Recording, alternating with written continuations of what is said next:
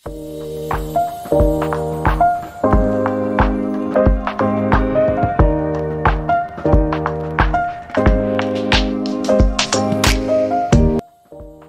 tired of relying on medications to manage your high blood pressure? What if I told you there's a natural way to address the root causes and improve your overall health? So in today's video, we have something special for you. Hi everyone, I'm Celine and welcome back to Heal Your Way. In our previous episodes, we have been exploring the world of homeopathy. We learned that homeopathy is a natural form of medicine that uses highly diluted substances to stimulate the body's healing processes. It is based on the principle of like cures like. It suggests that a substance or an ingredient can cause certain symptoms in a healthy person, might also help to heal similar symptoms in someone who is unwell. We also learned in another previous episode how homeopathy can boost your immune system. If you missed those past episodes, I will place a link on the description box below so that you can watch them. But today, we are going to learn homeopathy's powerful potential to manage high blood pressure naturally. And to guide us through this fascinating topic, we have our returning special guest, our expert classical homeopath, Mr. Mike Romero. Hi, Micro. Hello. All right. So, Thank you. Our topic today is blood pressure, high blood pressure or hypertension. So it is highly prevalent among Filipino adults. So I did a little research. According to the Philippine Society of Hypertension, around 30% of adults have hypertension. Wow. So, and as you get older, you're affected with hypertension. So even me, when I was younger, when I would take my blood pressure, the doctors or the nurse will always tell me I have low blood. But now, as I'm a little bit older, I've also kind of like had a little unhealthy habits, and now my blood pressure has increased. And so, I think it's really common. Given that high blood pressure is so common, I would like to know from your opinion, how does homeopathy view and approach the treatment of high blood pressure? Yeah, okay. In homeopathy, we see high blood is just surface symptoms ng isang disease. Like, if we cure the high blood, the next symptoms na lalabas is the usual kung ano yung organ responsible for that symptoms. Like, sometimes if we cure high blood, it goes to the next disease na lumalabas is fatty liver. Or if we cure this form of high blood, ang nilalabas naman nito is kidney problem. So iba-iba siya ng labas. So, but I study the formation kung paano iiwasan yung ganon. Like, why is it like that na may process na napupunta sa ganon? Is, ang na-discover ko is our body is like pipelines na dumadalo yung dugo, and as you clean it, kailangan itigil mo rin yung mga ganitong substance, kasi kung nag-heal tayo ng halimbawa is your high blood is due to too much fats or cholesterol, you should cut off muna yung fats para makita mo yung result. Kasi kung habang nililinis mo yung katawan mo tungkol dun sa cholesterol and fats, tapos nagsusupply ka naman ng panibago, mapupunta lang sila. Yes, may iwasan natin yung high blood, mawala yung high blood, but it all goes to the liver and magiging fatty liver sila. So I made a routine na exactly na kailangan itigil muna yung mga ganito, ibaba natin yung consumption ng ganito. So hindi siya mag-transfer into another organ. So ang ibig mong sabihin, tinitignan natin yung holistic view ng tao, no? Yes. Lang natin siya tinitreat sa isang aspect, di ba? Yes. Tinitignan natin yung iba-ibang factors. So, can you tell me, ano ba yung mga, when you're doing, because I remember in our last episode or in our previous episodes, you said that you conduct a thorough assessment, right? Or a thorough interview of your patient. Ano ba yung mga factors? Maybe, hindi naman kailangan yung lahat, no? But maybe, ano ba yung mga general aspects na tinitignan nyo as a homeopath para malaman kung paano nalalaman yung root cause? Yeah, okay. So, first is emotion. Usually, kapag may high blood na yan, very obvious na yung emotion niyan pagdating sa kung anong organs yung responsible sa high blood nila. Like, if you put too much stress sa kanila and yung reaction nila is mapupunta sa emotion, usually magpapakita na yan ng emotion like galit or takot. So yun yung usual two, dun silang dalawa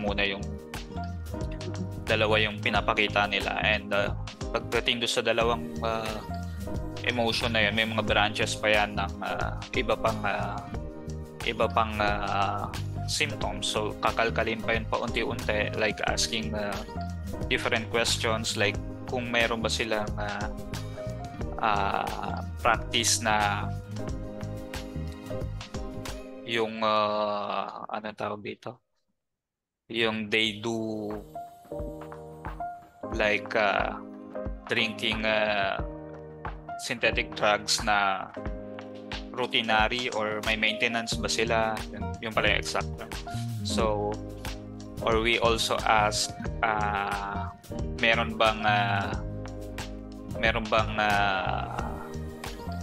nagti-trigger lang ng emotion nila na maging galit or maging malungkot or maging So we ask all of that kasi people in the circle ng pasyente is involved kung bakit may ganong symptoms. So if we check the environment, makikita din natin kung kasama ba yung it's not just the diet lang.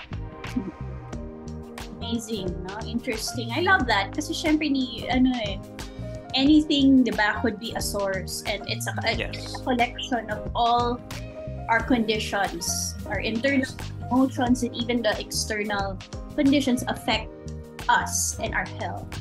And yun nga, maganda na sa homeopathic perspective, you take all of these factors into consideration so that you can figure out the ultimate root cause. So, micro, ano ba yung mga common cause ng hypertension? Or ano ba yung blood blockages? Ayun. So, yeah. Oo. Sinabi ka ng stress. Meron pa ba? Ano pa ba? It's commonly blood blockages and blood flow. So, it's for simple explanation, it's as I've said kanina, it's pipeline. And kapag may bumara na blood blockage or cholesterol or humina yung daloy kasi nga is pati yung pipelines, yung mismong sides niyan, nagkakaroon niya ng fats and other minerals. So doon siya tumitigas and nagkakaroon. Ang terminologies niyan pagdating sa conventional doctors is depending kung saan siya nag-spot na nag-pop up. If sa ulo siya nag-pop up, it can be aneurysm or something. And kapag sa mga torso part lang, yung kamay and paan, meron din yan, but hindi siya deadly, so hindi siya nalalagyan ng name. But some of them, yung nagkakaroon ng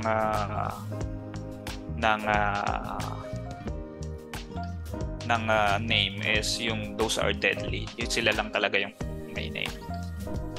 So, yun yung pinaka-ano niya is blood flow and blood blockage. That's the two common cause. Yeah. So, di ba? So, pagkakaintindi ko sa sinabi mo, di ba? Syempre, we have blood coursing through our brain, our veins and our arteries, yung mga blood vessels natin, dyan dumadaan yung blood. And sometimes may namumuong fat. Yes. Between the arteries and the veins.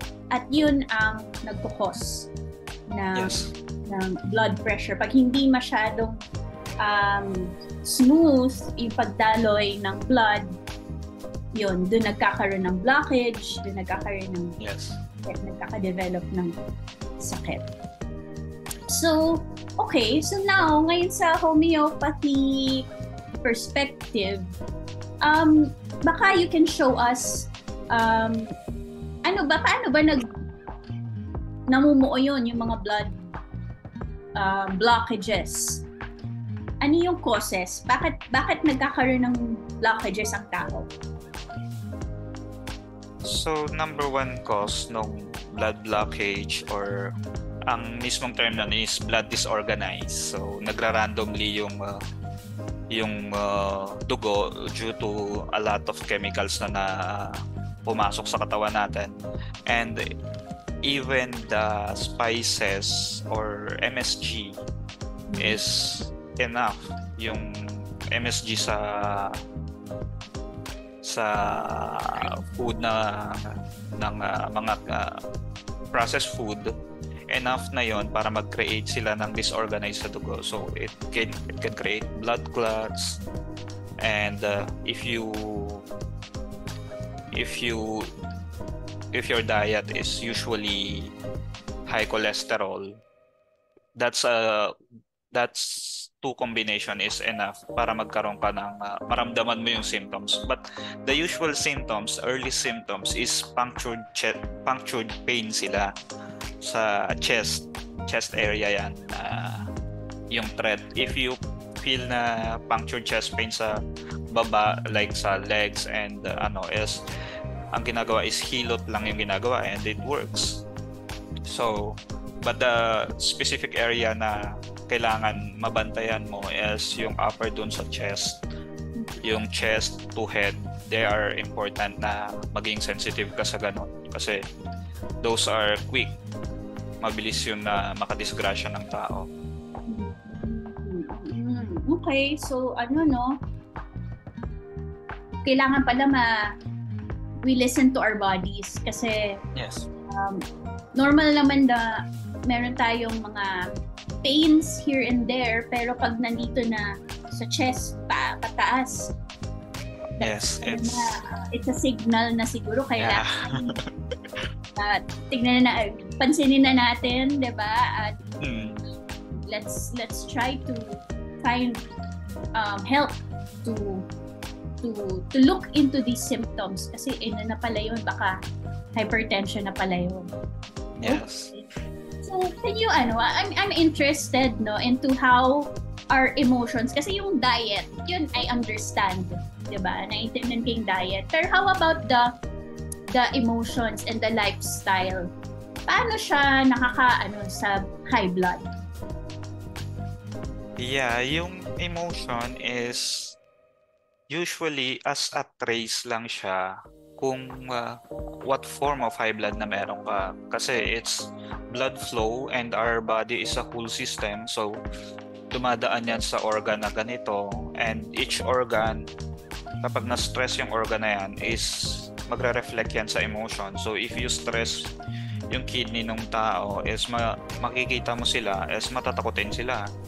And if you stress yung liver ng tao, makikita mo naman sila na lagi silang galit.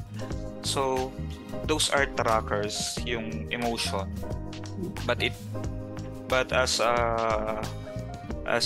you want to use those emotion as a mode of healing, siguro mababa lang yung percentage. Like, ang gawin lang is wag lang i-trigger yung emotion na yun. Kasi that's the stress part, and wag mo na siyang i-pin down yung part na yon. So yun yung So interesting, no? Yung emotions pala natin, meron pala siyang connection sa organs. Yes, a specific emotion leads to a specific organ in our body. Yes. Like you said, ano nga yun? Yung liver or liver. Kidney. Ano nga ulit yun? Yung sa kidney. Yung sa kidney is fear, and yung sa liver is anger. Oh, wow. So if you will notice that sa mga tao, as usually pagka sa yung mga nag-aral ng Chinese medicine, is the figure of the body and the shape of kung paano tumayo sila, yung curving ng spine is obviously alam na nila yung kung anong organ yun na-stress. Galing. So, for the general public, ano kaya yung mga recommendation mo in terms of food na makakatulong to relieve high blood pressure?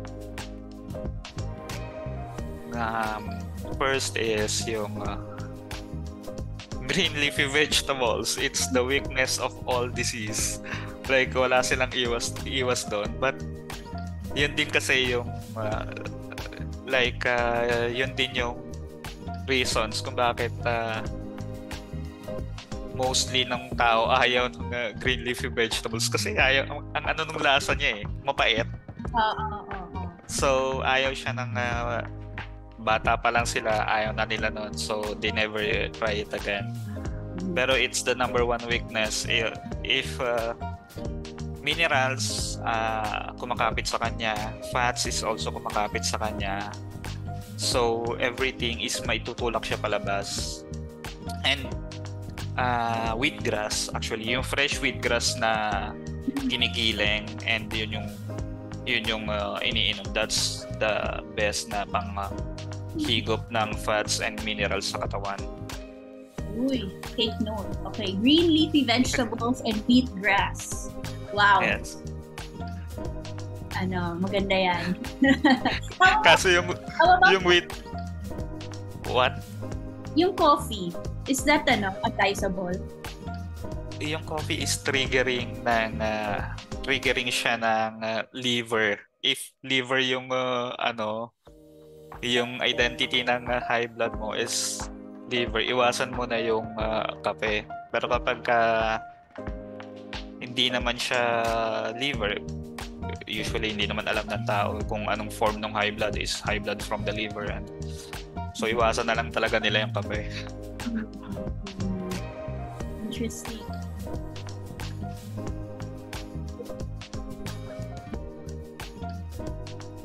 Okay. So this picture is, I'll explain everything dito. This is the normal case ng high blood. So if you see this yellow part, itong yellow part na to, since nag-emboss na siya dito sa kabilang side, or na-enlarge niya na yung mismong size ng artery, meron na siyang tatlong common cause niyan. It's fats, sugar, and salt. But kapag hindi naman siya nag-emboss, like regular size pa rin yung ugat, it's just fats lang yan. But this one is, pag nag-lump na yan ng ganito, lumalaki pa siya, nagiging mas like balloon type, and yun yung kamukha siya ng aneurysm. So, same ingredients lang din sila, same material din yung cause, but yung symptoms niya is iba kasi pagka lumaki na to ng gusto and nasa part ito ng brain, ito yung symptoms na hindi ka makatulog, and then the next thing na mangyayari is yung bigla silang nakokoma. Yun yung itsura nila, but ang pinaka cause nito is highly in fats, highly in salty and sweet. Yun yung common cause nung pag-lump ng ganito. So that's the first one. Yun yung pinaka mahirap na form ng high blood gamutin, which is yung may tatlong ingredients pag nag-lump na ganito. The pinaka mabilis magamot is yung only fats. Pag fats lang siya, vegetarian diet is good enough na pwede siyang makuha sa ganon. And second is pagka salty naman siya, wala siya nitong yung white. It's lang siya, namamaga. It's more likely namamaga lang yung side, but wala siyang deposits ng ganito. This one is similar formula sa mga joints ng nagka-calcify. Ganun siya katigas. So it takes time kung gaano siya katagal matunaw. So the third one is yung from the sugar. Yung sugar naman is hindi mo siya dito makikita. Kapag sugar alone lang siya, nandito sila. And it makes the blood more thicker, na mas lapot sila, and mas intense yung kailangan ng heart pump, kaya tumataas yung nila, blood pressure nila sa ganon.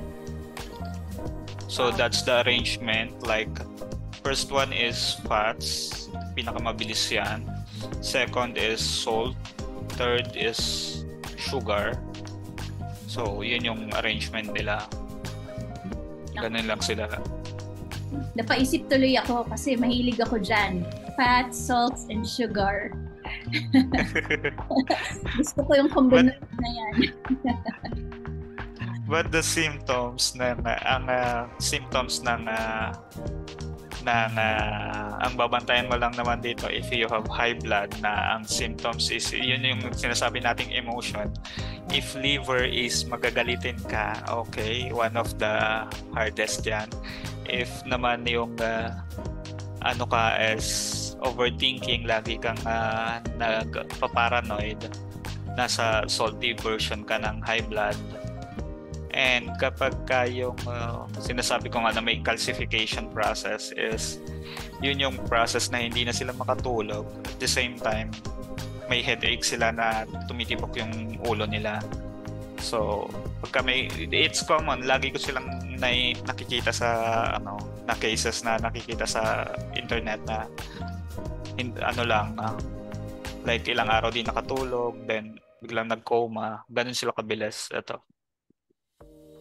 Yeah. So guys, it's not just what you're eating, but it's also your emotions. So you really need to take a look at that. Hindi lang siya parang one aspect lang. We have to really view our health holistically. Yes. Thank you. Thanks for showing this to us. Yeah. So Micro, we talked about leafy vegetables and ano nga ulit yun? Wheatgrass. Yung mga food na that we can take para ma-clear natin yung blood vessels natin. Pero if I go to you for high blood pressure, ano ba yung usual na remedies na ginagamit for that? First is yung belladonna. Belladonna and aconite is sila yung top 2 for high blood. And ang difference lang nila is belladonna is for anger emotion and yung aconite is for fear emotion. So yun lang yung difference nila. So very simple sila gamitin. So that's the emergency. Even in the middle of attacks, those two are functional na nakakasave sila ng buhay. Oh, okay. So can people order that from you? Kunyari, Yeah. gusto nila na meron silang in case of emergency. Yes, it's very good na may ganun sila. Oo. Pero syempre, 'di ba, if you really want to treat yourself, it's better to have a direct consultation, with you para ma-assess kasi syempre every person, they have their own unique needs. Iba-iba rin yung situation ng isang tao, kaya if you want if you're serious, it's better if you go directly to a homeopath so that you can get the proper assessment and a more personalized treatment plan for your high blood pressure. Yeah. How long kaya usually pag ang treatment for high blood pressure? Meron ka bang parang timeline? Yung belladonna and aconite, the moment you drink it is bigla na yung bababa yan. If biglang bababa na siya, but the problem is it's a cycle nga yung buong katawan natin. It's a blood flow na nagsa-cycle. So one of the weeks, mararamdaman ulit nila is mataas ulit ako na hindi talaga. So dapat is overall, kapag ka ina-address din yung high blood talaga, is kailangan with the diet, with the proper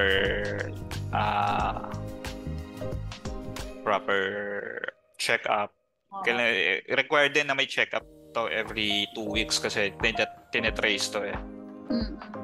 So I guess hanggang sa depende hanggang sa tao Yeah. How long it takes kasi hindi lang siya parang yung tinitake mo yung remedy okay ka na. Yeah. Oo.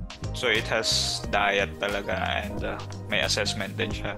Mm-hmm. So it's how you also approach the treatment, kung consistent ka sa sa prescription in terms of yung food, diba? Your lifestyle, and the specific remedies that's been given to you, kung paano ka masunurin sa ganong pagbabago.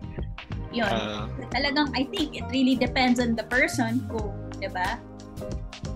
Kung gusto niya pa talagang gumaling at kung seryoso siyang gusto niyang mawala yung high blood pressure. Yes. Side effects. I'm curious. Do homeopathic remedies have any side effects? Upon case of high blood, hindi siya ganon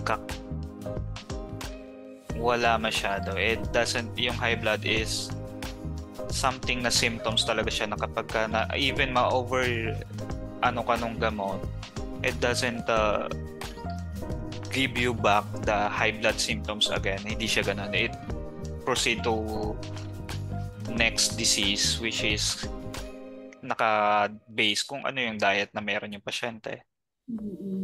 So it just moved the symptoms to another place. Well, in my family, or I'm sure I have a lot of friends as well who are currently taking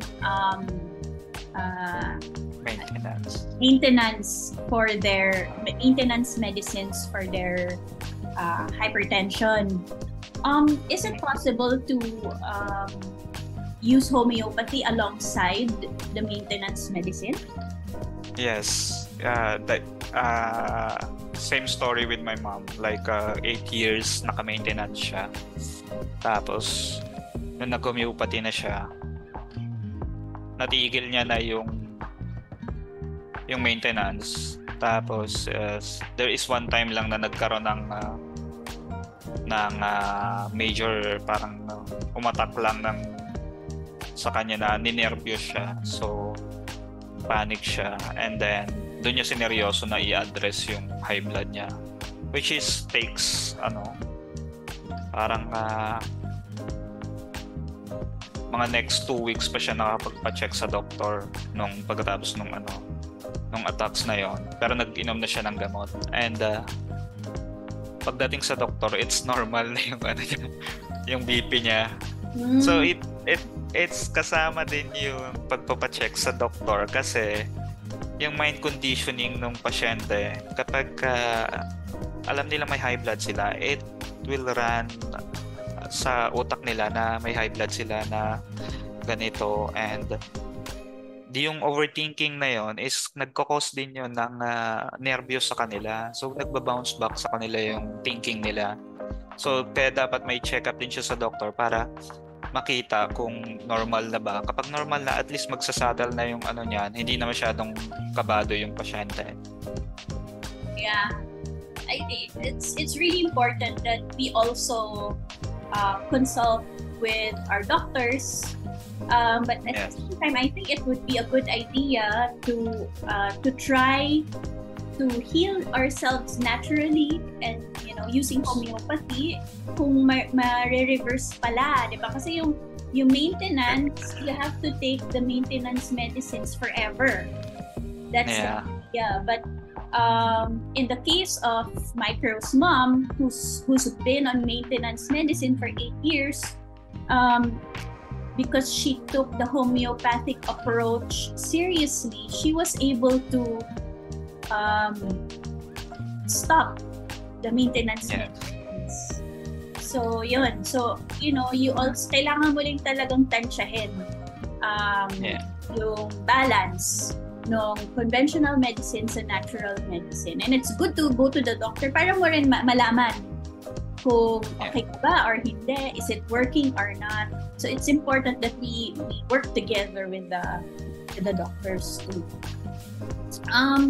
So for those who want to try homeopathy to treat their hypertension, what do you think is the first step? First step is mag-vegetarian na muna sila with the assist by doctors or homeopaths. Vegetarian ka muna talaga. There's walang other option. Yun lang talaga siya.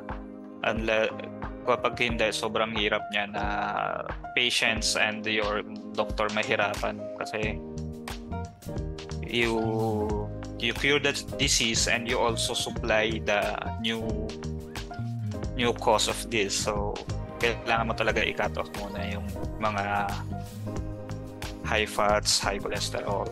So vegetarian is the first step. Pero hindi naman yun forever, no? Like hindi mo naman siya i-take forever, like just for the moment lang na hanggang sa malinis ka lang ng gusto ng medication. Nice. So you mentioned your mom. Do you have other success stories or examples of patients who went to you for high blood? Maybe you I have before na it's related to high blood / diabetes / glaucoma yung symptoms niya. So I address directly the liver symptoms, and sobrang bilis tong result, like within 30 days is nag-okay siya sa isang gamot. So but the problem is he thinks na it's tuloy-tuloy yung progress ng anong yun, but ng curing process na. So nag-stop siya sa akin ng then nag-proceed na siya sa regular doctors. So ayun, nag-disconnects na kami, so hindi ko na alam, wala na akong balita sa kanya, but I see the progress dun sa first 1 month is ang daming improvement sa kanya dun sa ang lungkot lang na when you're making progress, biglang ika-cut off na nila. And I think that's a good reminder for anyone here who's watching this. Like, once you start on the natural approach, the removal of symptoms is not the end. You still need to continue the lifestyle. You still need to continue making sure that you are being healthy. Taking in as much natural ingredients, and even surrounding yourself in a positive environment, and even your mind, diba? Like yung sinabi ni Micro kanina, pag yung isip mo nervyoso ka, diba? Nakakataas din yun, yung mindset mo, yung worry mo, nakakadagdag din yun sa pagtaas ng blood pressure natin. That's why it's important then na you also learn how to manage and regulate your thoughts and your emotions. And I feel, meditation can really help, or kahit breathing lang, yung breathing exercises para lang mag-normalize yung paghinga mo, that also helps, sa pag-manage ng ating hypertension. Actually, I know someone very close to me, nagme-maintenance medicine siya, at napapansin ko yung paghinga niya mababaw lang, parang hanggang dito lang sa chest yung breathing niya. And it's interesting kasi there are people na they don't know how to breathe properly. So ang maganda is humihinga tayo at umaabot hanggang dito sa diaphragm natin, 'di ba? Sa lower belly natin. So guys, kahit yun lang makakatulong din 'yon ng paghinga lang. Just breathe all the way down. Ayun. So, Micro, do you have any final message to our audience, especially those who have hypertension and they really want to improve their health? Any final words? Yeah, I think we can teach them like yung itsura ng high blood according sa emotion, according sa habits. We can teach them and we can show at least a picture, so para ma-explain ko kung ano yung pinakamataas na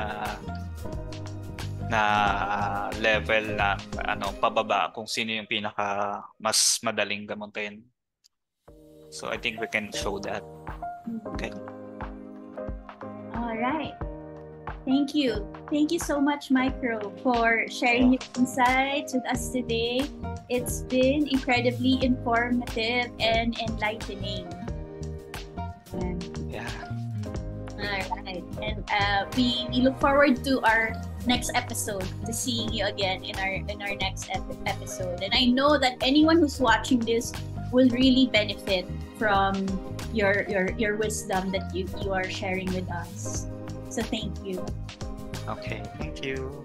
And there you have it, folks. We've covered a lot of ground today with Micro, exploring the fascinating world of homeopathy and its approach to managing high blood naturally.